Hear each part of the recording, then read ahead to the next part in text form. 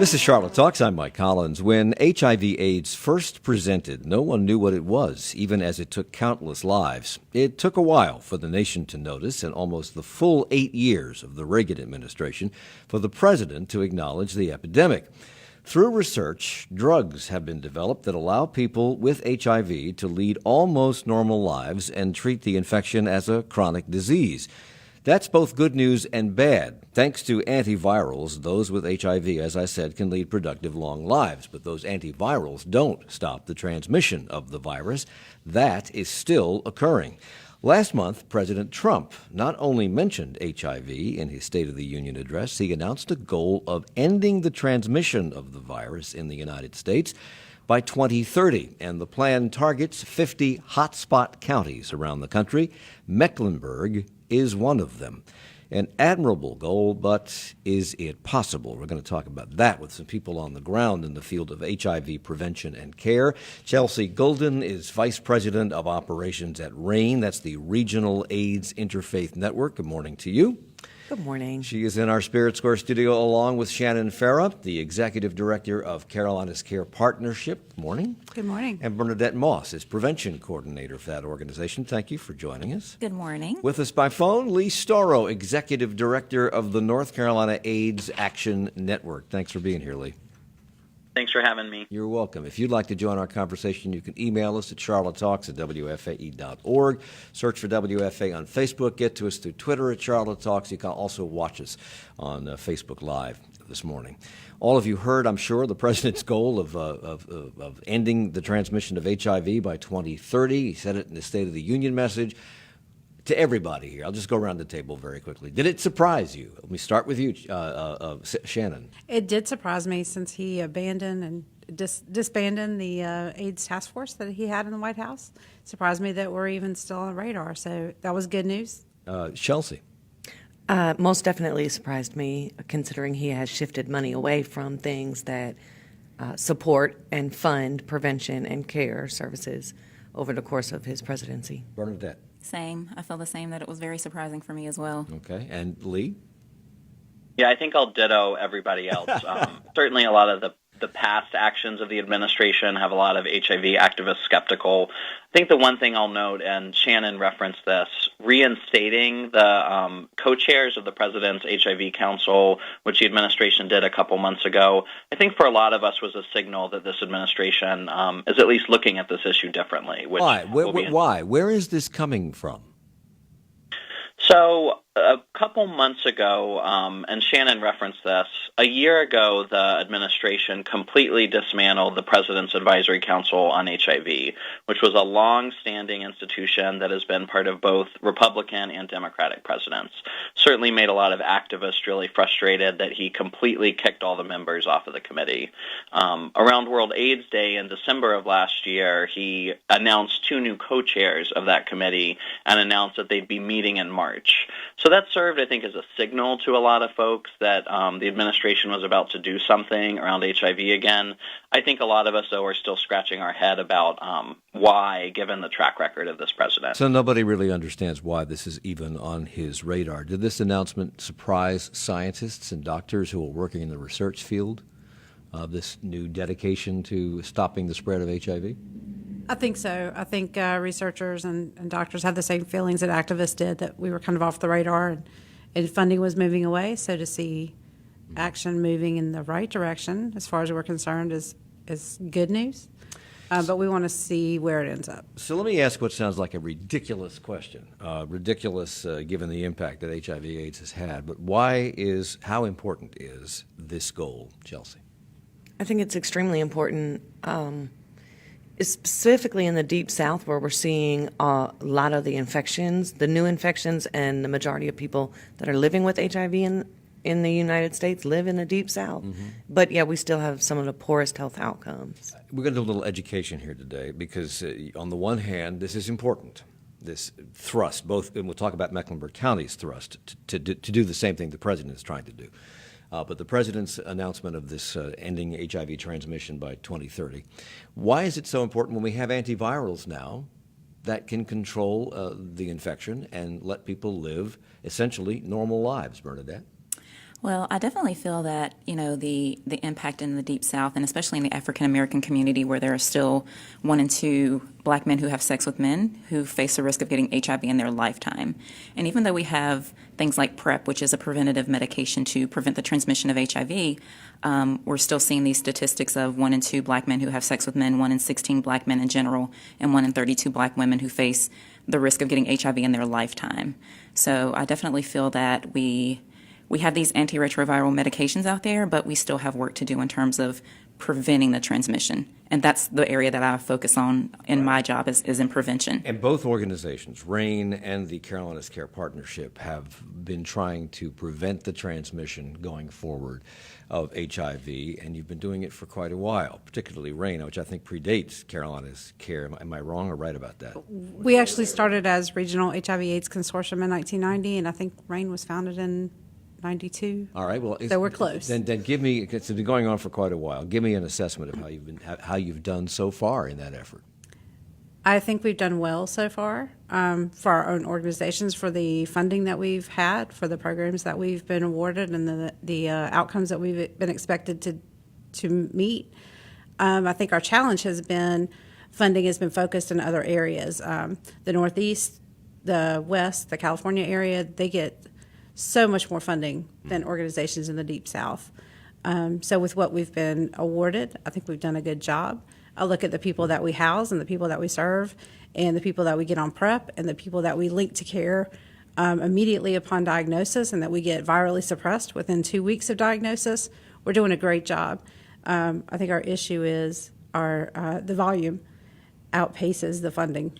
Are you going to echo those comments? Absolutely. I also think we would be remiss to not mention the fact that there's a lot of systemic issues in the Deep South that which coincide with racial inequity and bias and makes our work even more difficult. So somebody wants to correct something I said at the beginning. I'm not sure I said this, but I'll read the email from Paula here. Correcting your opening comment that antivirals don't stop transmission. People living with HIV who achieve and maintain undetectable viral load by taking antivirals consistently do stop transmission 100%. The CDC supports this. That's true? That is true. Undetectable equals untransmittable. And how difficult is it to reach that undetectable level once you start taking the antivirals? It is very easy to reach undetectable if you are not faced with the many social determinants that a lot of our clients face. So if you're wealthy, have access, if you're housed, if there's no impeding mental health or substance abuse issues, then it's as easy as popping a pill once a day. And the medication is extremely effective. The problem that we see is the population that HIV is impacting. Mm-hmm. What about side effects? Every pill has a side effect. What about those side effects? HIV medication side effects usually are worse for the first 2 weeks. Most people find them very manageable after that. But there's no damage, physical damage over the years? If you have to take this for 30 or 40 or 50 years, there's no damage? Not as much as living with untreated HIV. Well, you could be dead if you did that, most Right. likely.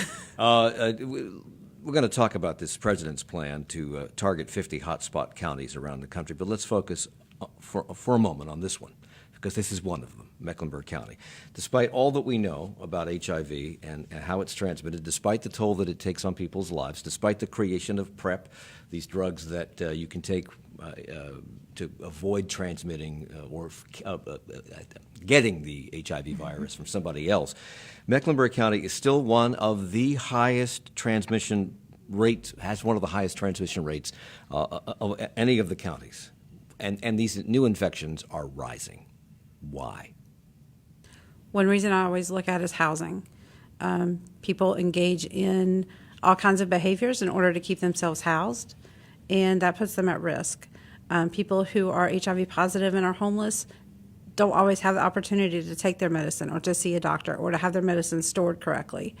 Not being able to eat on a regular basis means that it's harder for you to take your medicine the way that it's supposed to be taken.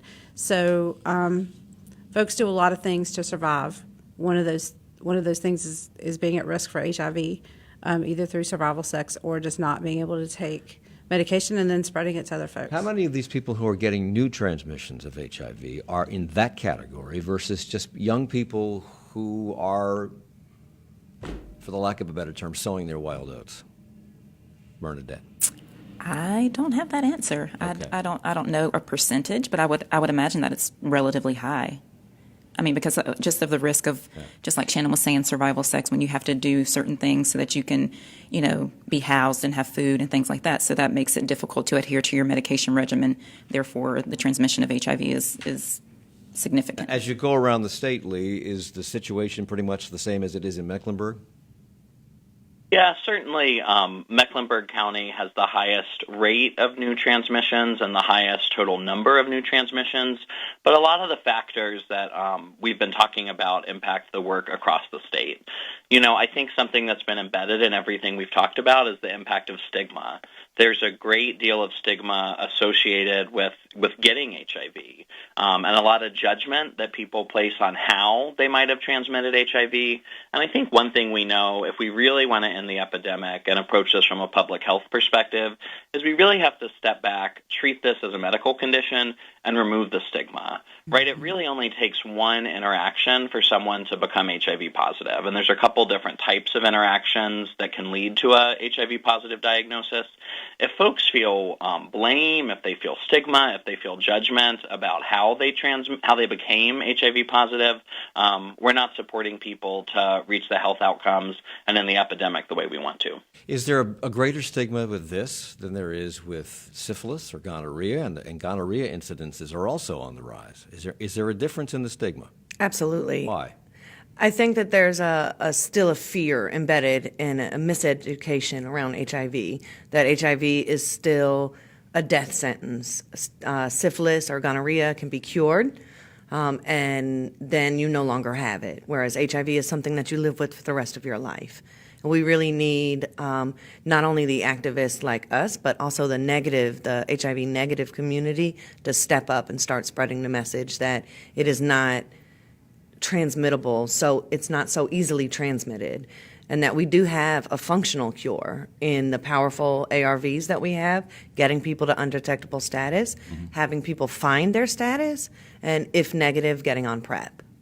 Wow. If you're living with HIV, you are living with HIV, Chelsea, is that right? Chelsea, yes. Chelsea, Hi. excuse me, hi. And you were diagnosed at 21. Yes. At that time, did you know how this virus was spread? Did you know anything about it at all? I did know some of the things. I also had a lot of misconceptions around HIV. I just didn't feel like it was so close to being something that I could get. I knew how it was transmitted, but I had never had any sexual transmitted disease, and I just didn't feel like that could happen to me. You think that's still the case with most people? They don't think it can happen to them? I do. I do think that's still the case. Partially. I also think that it's not as scary. We're seeing the rates of minority MSM, or men who have sex with men, we're seeing those rates rise, whereas we're seeing the rates of women, specifically in North Carolina, decline, according to SASE, Southern AIDS Strategy Initiative. But I think that it's a little bit more well received in the MSM community because we've targeted so much funding and education to those communities and haven't really looked at the wider community as well. We have to take a break. We'll talk about Mecklenburg County's efforts to stop the transmission of AIDS going forward, and more about the president's plan as well in just a moment at Charlotte Talks on WFAE. Support for Charlotte Talks comes from WFAE members and Preston House Memory Care, offering care for seniors with Alzheimer's and dementia in 2 self-contained 20-resident neighborhoods in Charlotte, part of Ridge Care Senior Living. Details and tours at prestonhouse.net. And the North Carolina Turnpike Authority offering NC Quick Pass for commuters traveling the Monroe Expressway. Details for NC Quick Pass transponders, maps, and more at ncquickpass.com. Coming up tomorrow, churches are struggling with sex and sexual identity. The Catholic Church has been rocked by ongoing scandals involving priests accused of assaulting thousands of children over the years, with the hierarchy covering it up. Similar news broke recently among Southern Baptist, and the Methodist Church is facing a split over restrictions on LGBTQ clergy and same-sex marriages. Why is this happening now, and how can these organizations move forward? We'll look at that tomorrow at 9. Inside each of us there's a story to tell. Human bones hold many secrets to our evolutionary past, and they feed our cultural fascination with the afterlife. How would getting to know our skeletal selves help us better understand our behaviors and abilities? All about the bones, that's next time on 1A. That's coming up at 10 following Charlotte Talks with Mike Collins on 90.7 WFAE, Charlotte's NPR news source. It's Charlotte Talks on listener-funded 90.7 WFAE and 90.3 WFHE. I'm Mike Collins. We're talking about the goal of stopping the spread of HIV. The president's plan wants to stop it by 2030. There's a plan in Mecklenburg County that we'll talk about that's also geared toward the same thing. And we're talking about this with Chelsea Golden, who is VP of Operations at RAIN, Shannon Farah, Executive Director of the Carolinas Care Partnership, Bernadette Moss, who is the Prevention Coordinator with that organization, and Lee Storrow, who joins us by phone from Winston-Salem, where he's the Executive Director of the North Carolina AIDS Action Network. It occurs to me, as we've been talking about this, that there is a danger in talking about this to a certain degree that might be working against your efforts to stop the transmission. And that is, if you're only casually listening to this conversation, as people do when they listen to radio, you may think, well, they've got these antiretrovirals that if you take them regularly, you will reduce your viral load to zero, meaning that you cannot transmit it, and you lead a normal life. If you take PrEP because you don't have HIV and you don't want to get it, that will prevent you from getting it. So what's the big deal? That is the danger in this conversation, isn't it? Well, I think if we come from a place of fear, that we will always have the stigma attached, which is really fueling continual HIV infections. So I think taking the fear out of it and knowing that if we could get everybody to zero viral load or suppress viral load, and we could get everybody who's negative on effective biomedical treatment known as PrEP, then we would not see continued infections. And that is wonderful. The problem is the systemic issues, right, that surround people not being able to be on treatment correctly and consistently, and the uptake of PrEP in the communities where we're seeing the highest infection rate, such as the African American and Latino community. Because this is not like getting the measles vaccination where you get it one time and you're done. That's correct. Every single day. It's more like birth control. That's correct. All right. Lee, at the center of the president's proposed plan, there is a strategy to target 48 hotspot counties around the country with the highest rates of infection, and the District of Columbia, Puerto Rico, and 7 states. All of these states, by the way, are pretty much in the South. There are other pockets of this around the country, but most of the most intense activity is in the South. What do these places have in common, Lee? Well, I think, certainly at a base level, right, we're talking about the counties with the highest number and rate of new transmission. I think, though, they are all facing a lot of the same barriers that we've been talking about, right? High rates of stigma. And we've also named a little bit the communities that are facing the highest rate of new transmission. That's certainly gay, bisexual, and men who have sex with men, the African American community, the Latinx community, and the trans community. So I think what's ironic and almost frustrating about a lot of folks grappling with what the president wants to do, how this plan will be implemented, is how does a president who has over and over stigmatized the communities I've just named, put laws in place that have barred their ability to access a number of services, how do you really address HIV transmissions in the communities that are facing all the barriers we've been talking about, facing new transmission, with an administration who's really put these communities under attack? Do you think he's sincere about this? I mean, it's hard to put to ascribe motivation to somebody, but do you think he's serious about this, or is he just putting his feet in both camps so he can say, look what I'm doing over here for these people? On the other hand, he's got his foot in the other camp saying we should get rid of transsexuals in the military, etc. Is he trying to have it both ways? Yeah.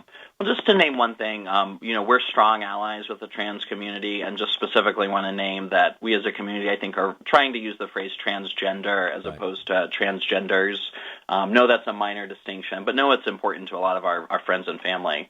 I think we have a president who is contradictory, right, who's been incredibly confusing, and I don't want to take away from the attacks he's put against our communities.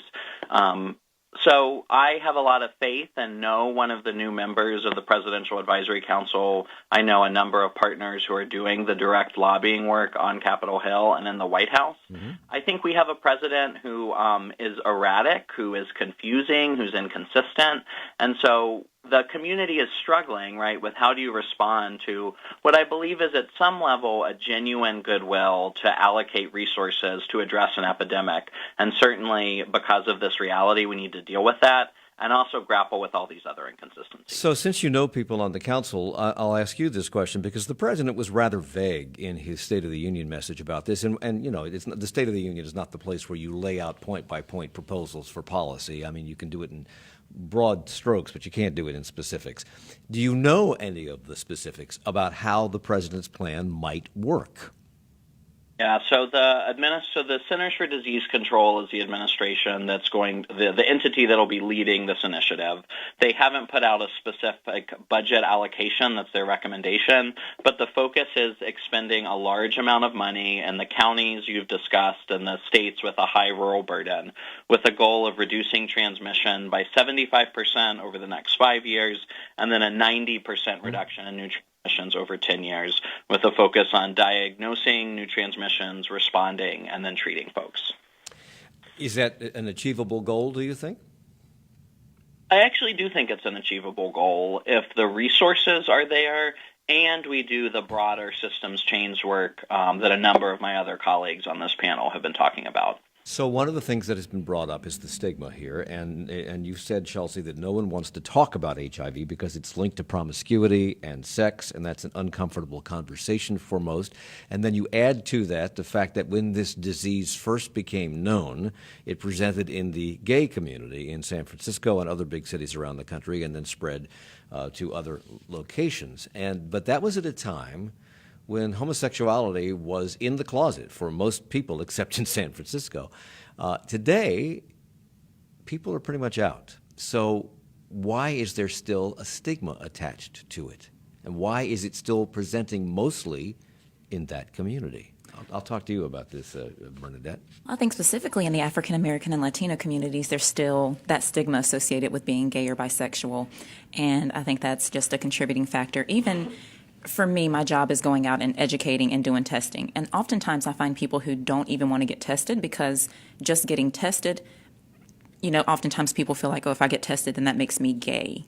So there's even a reluctance to get tested just because and if you get tested, there's a need to get tested, and you don't want to talk about that need to get tested. Exactly, because then it leads to that broader conversation of like, okay, where's my risk, and what's associated with that risk. So oftentimes people don't even want to get tested because they're like, well, that associates me with being gay. So in our initiatives to educate and test people, oftentimes we have to couple that with like other health-related things, like if I go out, like, okay, is there blood pressure check? So that we take away the stigma of being tested specifically for HIV. But if you couple that with like, okay, I'm getting my blood pressure checked and my glucose checked, like it makes it a little bit easier to ease it into a standard test. Exactly. If we can standardize it and make it common, then it makes it a little easier. But that's for people who have access to a physician and get a yearly physical, and in that physical they do all those pinpricks and probes and checks and things like that. Not necessarily. Oftentimes you have to ask specifically for those tests with your physician. Okay. But if you don't have a physician, if you don't have insurance, and that's why you don't go see a physician, Mm-hmm. then you're going in to have this check. Yes. Specifically. Yes. How difficult is that for most people? In my experience, most people are okay with it because, like, if you know that you've had some risks, then you know what the likelihood of transmission is. So oftentimes when I test people, they say, okay, well, I have these risks, and I'm getting tested specific for that. But if it's like a community event, then, oftentimes I have to kind of persuade people to say, okay, everybody is at risk for HIV if you're sexually active. If we take away the ways in which people have sex, the fact that people are having sex puts them at risk for HIV infection. We're all at risk for it if we're sexually active. Okay. The Carolinas Care Partnership administers the Ryan White Care Act, if I'm not mistaken. That the drugs used to treat HIV are expensive. And Ryan White, the program, comes in to help those who can't afford those drugs pay for those drugs. What happens if you don't qualify for Ryan White and you don't have health insurance and you are low income? What happens to those people? Well, these days, the Ryan White program is administered by our county health department. That changed a few years ago when Charlotte became a city most affected, and we got a different stream of funding. But if you are low income and you don't have Ryan White, you would qualify for Ryan White if you're low income. Isn't there a finite amount of money? There always is a finite amount of money, but so far we've been able to make it work in our what we call the transitional grant area. So the if 6 you need, counties. so if you need these drugs, and you don't have insurance, and you're low income, you can get them. You can get them. The medication is actually paid for by a state program called the HIV Medication Assistance Program, or HMAP. And if a person needed assistance with that, their doctor or their case manager could help them get qualified and sign up for the HMAP program. And the medications will be free and mailed to them. So there hasn't been a lot of political appetite, if I'm reading the tea leaves right, thus far, for improving access to drugs and treatment. And Ryan White has been threatened in the past with its disappearance, and there is a finite amount of money in that program, and people worry about it. Occasionally, maybe it'll run out when I need it. Do you see the attitude toward this kind of thing changing with the advent of the president's plan? If he wants to get rid of transmission, he's going to have to make these drugs available, right? Right. And I think our attitude has always been that everyone needs access to these medications. I haven't heard a lot of chatter in the community about changing resources based on the president's plan. But other than people who work in HIV and people who live with HIV, there's not a lot of talk about it anyway. We hear about people who fall through the donut hole in Medicare and Medicaid a lot. Is that the case with this? What if you're not low income? What if you don't qualify for Ryan White? How much do these, and you don't have insurance, how much do these drugs cost? So there is a gap, right? Because Ryan White pays up to 300%, and actually the HMAP program that Shannon was talking about, 300%? 300% of federal poverty. Okay. So it comes out to be about $36,000 for a person of one. A year? A year. $36,000 a year they can make income-wise. So if you make over 300%, you could potentially go onto the Affordable Care Act or have private insurance. Of course, at 300%, the Affordable Care Act becomes a little bit of more expensive, right? We actually at RAIN help people get on the Affordable Care Act, and our kind of sweet spot for that is between 150% of poverty and around 350%. So I'm trying to get a handle on what this costs the average person who may or may not have health insurance, who will not qualify for Ryan White, who has to find a way to pay for these drugs. What would the drugs cost? What would the Affordable Care Act cost? So, do all insurance policies cover yes. HIV? So all insurance policies do cover HIV meds, and copays are usually picked up by the pharmaceutical companies who make the medications. The problem comes in when you don't have insurance and you make about $40,000 as a person of one. With no insurance, then the drugs become extremely expensive, and there's limited resources. What does that mean? What is extremely expensive? About $1,600 a month. A month? Yes. Why does it cost so much in the United States when we're giving this drug away to people in other countries for practically nothing? Well, in the United States, we don't. We have different meds. Also, a lot of our meds Better? They are more. They are newer. They work as well, but sometimes may have less side effects. They get you to viral suppression at a faster pace.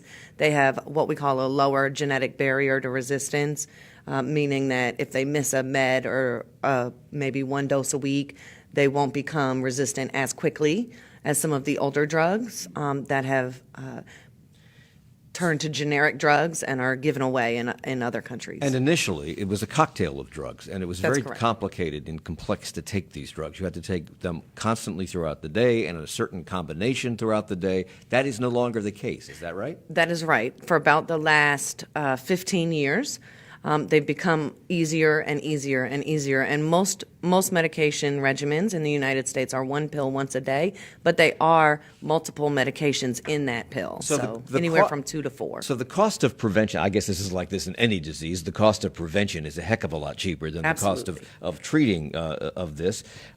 What's the cost of PrEP? If you're suggesting people who do not have HIV, who don't want to get HIV, what's the cost of the PrEP drug that you can take? As far as I know, it's $1,500 per month. Is that accurate? Who can afford that? Luckily, Gilead, I'm sorry, is that covered by insurance? Is that covered by Ryan White? Is that covered if you want to take it and you can't? Who can afford that? I'm pretty sure insurance covers it, but I mean, if we look at populations who are most affected by HIV or most at risk are minorities and poor people. So obviously something like PrEP is prohibitive for those types of communities, but there are programs in Mecklenburg County that will help people either have little or no cost out of pocket to get on PrEP. And $1,500 a month covers what? I mean, how many times a week do you have to take this drug? Is it A daily pill. It's kind of like birth control. It's every day, forever. Yes, as long as you want the protection against HIV infection, you take it. Okay, I interrupted you. I'm sorry, Shannon. I was just going to say some of the manufacturers of these medications have very generous patient assistance programs. And Mecklenburg County recently allocated some funding for PrEP clinics. So if you can't afford the doctor visits that are required and the lab tests that are required to get and stay on PrEP, it will help cover those costs. I understand, however, that despite the fact that this PrEP actually works in most cases, not all, is that correct? Most cases, not About all. 96%. Okay. That it's the most effective method aside from not having sex. Right. PrEP coupled with condom use is about the most effective prevention out there. This is still vastly underused in Mecklenburg County. Is that the case in the rest of the state, Lee? Yeah, I think that it has been hard for PrEP to get in the hands of folks who really need it most. We've seen a significantly high uptick in particularly white, Caucasian, gay, bisexual communities, but certainly, as I referenced earlier, right, if we're looking at communities of color and the trans community, those communities have not, I think, had the access to resources and have not had an uptick in PrEP the same way we've seen in the Caucasian community. You're nodding in agreement with that. Oh, absolutely. Okay. Yes. Part of the Mecklenburg plan is to start a pilot PrEP project that would run for 24 months. You actually started this a year ago, so you're about a year into this. How's it working? As far as I can tell, it's working. We make referrals to these clinics all the time. Bernadette and her colleague Rita, when they're out doing testing, if we have someone who is at high risk and tests negative, we can make the referral to the PrEP clinic and get that person on PrEP. And no cost to them. So I think that that's a huge advantage for folks living in Mecklenburg County. And the plan called for providing PrEP to at least 320 high-risk uninsured individuals. How do you find them? Just through the normal course of testing? Is that how you find them? Yes, and when we talk high risk, we're looking at, men who have sex with men, folks who have multiple partners, and then if you're in a relationship with someone who's HIV positive and you want to stay negative, then PrEP is ideal for those people.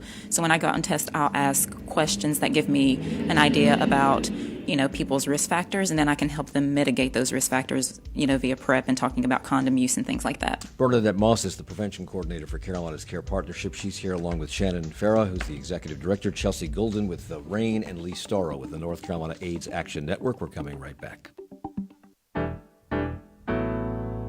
Support for Charlotte Talks comes from WFAE members and Blue Cross and Blue Shield of North Carolina, working to create a healthier state by investing in community partnerships across the state.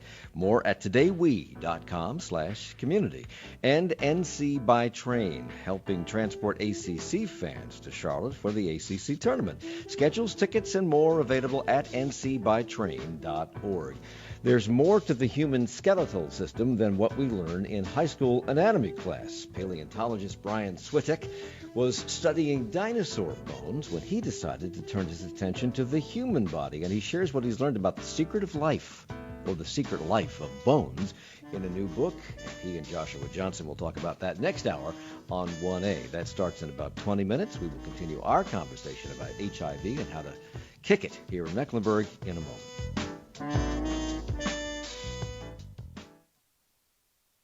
Sometimes our friends get a little stuck, obsessing over a topic or a story, a vague text. Because you're a good friend, you listen. But when the news gets fixated, maybe you're less patient. On Morning Edition, we cover what's happening in the world, in art, science, and education. You get the news you need, then we move on. Don't get stuck. Listen to Morning Edition every weekday from NPR News. Tune in weekday mornings from 5 to 9 on WFAE. It's Charlotte Talks on WFAE and WFHE. I'm Mike Collins. We're here talking about HIV and the president's plan, as along with Mecklenburg County's plan to end the transmission of HIV going forward. The president's calling for it by 2030, and our guest Lee Starrow said that is an achievable goal if we go through with it. Lee Starrow is on the phone with us from Winston-Salem. He's the executive director of the North Carolina AIDS Action Network. Bernadette Moss works with prevention and coordination here in Charlotte for Mecklenburg County for the Carolina Care Partnership, and I guess the Charlotte regional area, actually. Shannon Farah is the executive director of that organization, and Chelsea Goulden is vice president of operations for RAIN. We have an email comment. Let's be real, they say. Donald Trump couldn't care less about HIV/AIDS. If he and conservatives wanted to rid the country of this horrific disease, they'd support Planned Parenthood instead of working to close their offices, which offer testing and education for STDs of all kinds. Is there truth in that statement, Chelsea? Ooh, put me on the spot. I think that kind of goes back to what Lee was saying about conflicting messages. Not only does this president's and administration kind of have other policies and actions that target in a bad way a lot of the communities that we work with and that are disproportionately impacted with HIV and AIDS, but also a lot of the national organizations and the policies that support other things that impact HIV and AIDS, like comprehensive sex education, like access to... Well, that's what I was going to ask you next, sex education. I don't know what kind of sex education we're giving out in Charlotte-Mecklenburg schools or in the surrounding school counties, because this affects a lot of rural counties as well. It's not just CMS, it's a lot of rural counties in the South. What kind of sex education are they getting about this? And how is sex education about this presented at colleges and universities? Well, I know North Carolina is an abstinence-based education state, so we teach from a perspective of abstaining, which, in my personal opinion, is not effective. But do they teach the fact how this is transmitted, and this is why you should abstain? Do they talk about it? So let me just jump in and share some information about what the state sex education law states. The last law related to sex education passed in 2009 in North Carolina. That law is named the Healthy Youth Act, and legally, while it does require that schools should teach about abstinence as an option, it also wrote into state law that schools should be teaching about contraception use, and they should be teaching students about the range of prevention methods they can use. I think what we know is that there are particularly liberal school districts who are implementing that law really, really well, and there are more conservative rural school districts around the state that are not always effectively implementing. And is it in those areas where they're not as effective in teaching this that the incidence of transmission is higher? Is that what those 48 counties around the country that the president has targeted have in common, the fact that they don't teach this? Or are there other factors as well? I mean, I think it's inconsistent if you looked at the 48 counties, but certainly at a countrywide level, if you look at, I think, forward-thinking sex education laws versus ones that are a little dated, we've certainly got a very dated, backward-thinking, across the South sex education laws. But do they teach about sexually transmitted diseases and how to prevent getting them? Do they talk about that in those classes? So, if I may, Mike, Sure. We run a youth program at RAIN, and we target individuals between the ages of 13 and 24. That are living with HIV. And during a lot of our support groups, the youth talk about going through high school. A lot of our youth are vertically acquired, or what we call vertically acquired is born with HIV. Okay. A lot of the youth talk about sitting in those classes and feeling like, although they are taught how HIV is transmitted, how sexually transmitted infections are passed from one to another and prevented, that it comes from a very fear-based and shame-based model. So I think when we think about stigma and sex education, They really kind of propel each other. And when it comes to sex education, I think it needs to be a little bit more consistent, age appropriate. You can't do a one and done and expect to get the results. Unfortunately, a lot of our communities and our children are not having these conversations in the home setting. And so the only place they get the conversations is the internet, this one class, and from their peers. I understand the shame-based aspect of this because you don't want to shame people about sex, because if you do, then it stops the conversation. But I don't understand the fear aspect. The fear aspect of this is something that is tricky to me, because it is a fearful thing. You don't want to get these sexually transmitted diseases. They are scary. It does impact your life. But then again, you need to know about it. So how do you teach it in a non-fear-based way but have enough import to the people hearing you that they'll think twice before doing something irresponsible? So before I answer that, I just want to say, as a positive woman, and I may be a little biased here, but as a positive woman, if we come at it from a place of, this is scary, you don't want this, and I'm telling you as somebody who's living with HIV that I can be on effective treatment and I am of no threat to you, then how does that look when we go on a date and I tell you that I'm living with HIV but I'm virally suppressed? Oh, that is bad. I don't want that. I'm scared of that. That is a lifetime. And so I think proper education and really understanding the scientific facts around HIV is where education needs to come from. So the other impediment here, I think, if that's a good way to put it, to lessen the spread of this virus is getting the word out. And evidently, Mecklenburg County is said to lack what other major population centers have in terms of public advertising on billboards, in public transportation, social media focused at high-risk populations about testing and prevention, and we have lacked awareness efforts about the fact that PrEP, this pre-exposure prophylaxis exists. Has that changed since the Mecklenburg County plan started? I haven't seen it change. I can tell you I was in D.C. over the summer at a conference, and at every bus stop, on every train, and every bus, there were pictures of people with a little sign that said, I'm on PrEP because, or PrEP works for me because. It looked like real people. Who's paying for that? Good question. Probably the local health department. Okay. And why don't we do that here? That would be a good question for our local health department. And maybe there are some plans to do so. We have in the past, when we had a syphilis epidemic in the city, we did some syphilis advertising, got people tested and treated for syphilis. So there's a precedent for looking at specific health conditions and doing some specific advertising to populations. I will say that during the PrEP pilot meetings, they did set aside some money for marketing, and they had a photo shoot. So they do have pictures ready to go. I don't know when because clearly there's a need. But the Southeast is the epicenter of the increasing transmission or the ongoing transmission of HIV, and the Charlotte metro area is ranked among the worst 25% of metropolitan areas in the nation for new infections.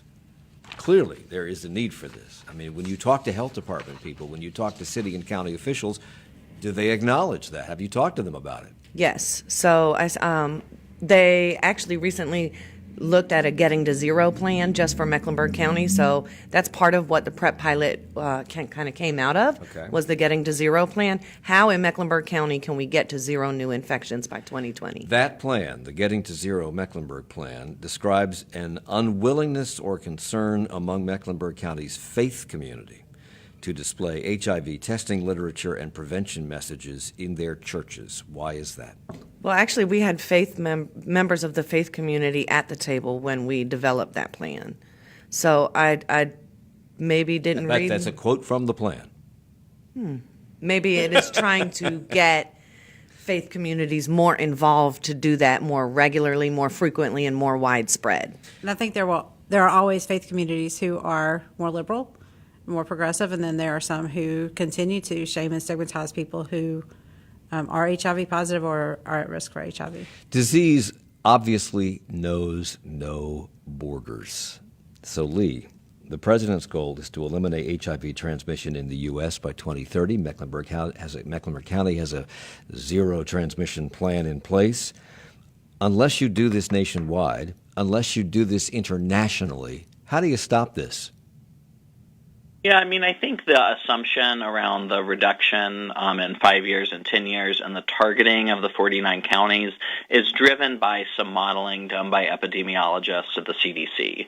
There are, I think the reality that we all sort of know is that in one time, right, completely end transmissions is pretty challenging, but there is a tipping point. If we can identify 90% of people living with HIV, if we can get 90% of those into care, and then 90% of those folks virally suppressed, and that's what some large cities like San Francisco have done, you really reach a critical tipping point that you just significantly reduce new transmissions.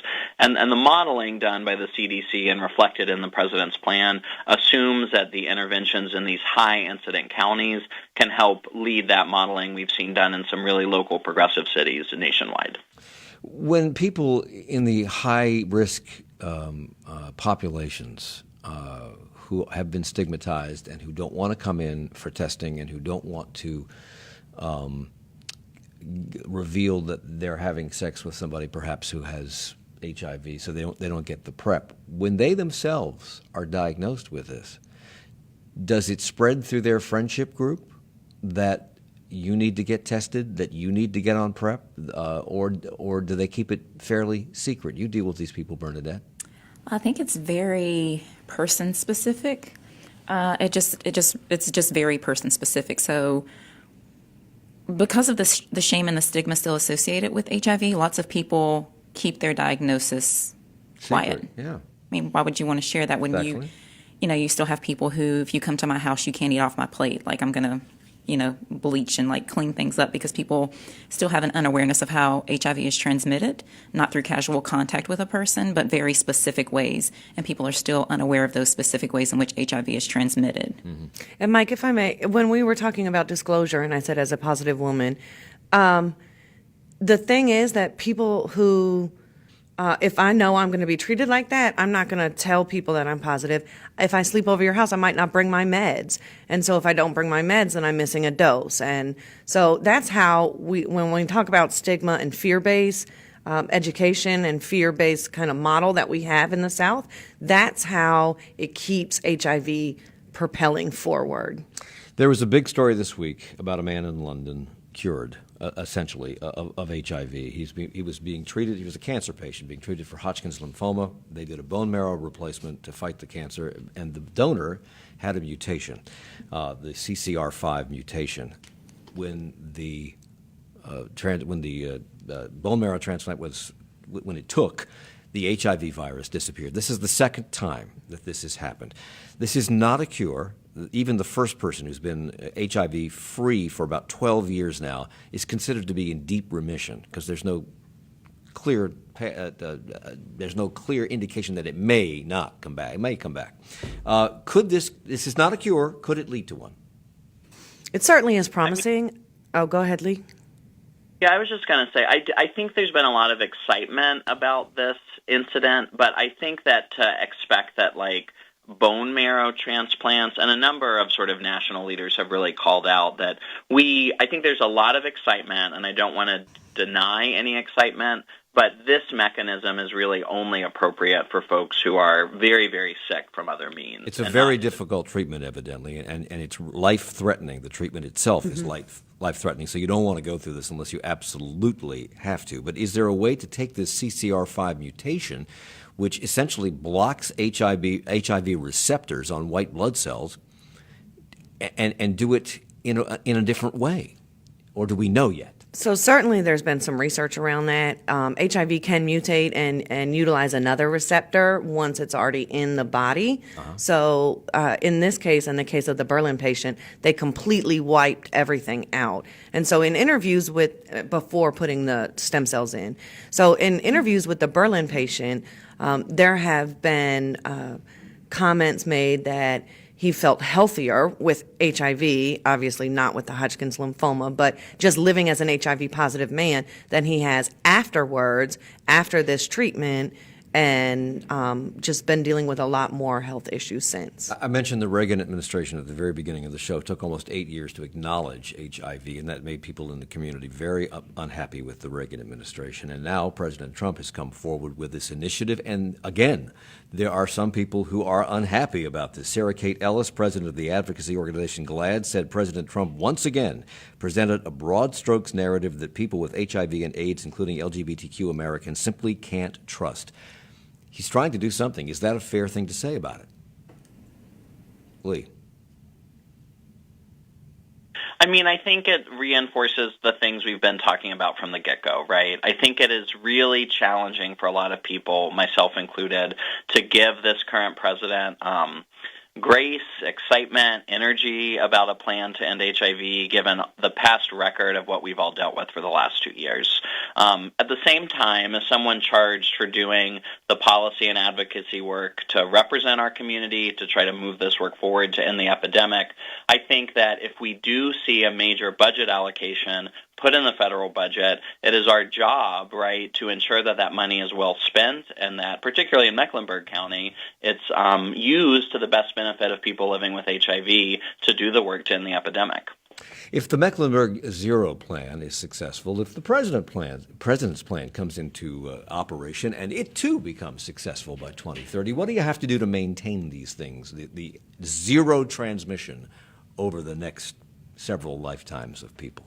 We have to keep people housed. We have to keep people fed. We have to keep people clothed, educated, have jobs, and have access to the medical care and medications that are required to maintain viral suppression and prevent future transmissions. And you get the last word. Shannon Farah, Executive Director of Carolina's Care Partnership, here with Bernadette Moss, who does prevention and coordination for them in that area. Chelsea Goulden, Vice President of Operations for RAIN, and Lee Storrow joined us by phone from Winston-Salem. He's the Executive Director of the North Carolina AIDS Action Network. Thank you all for the hour.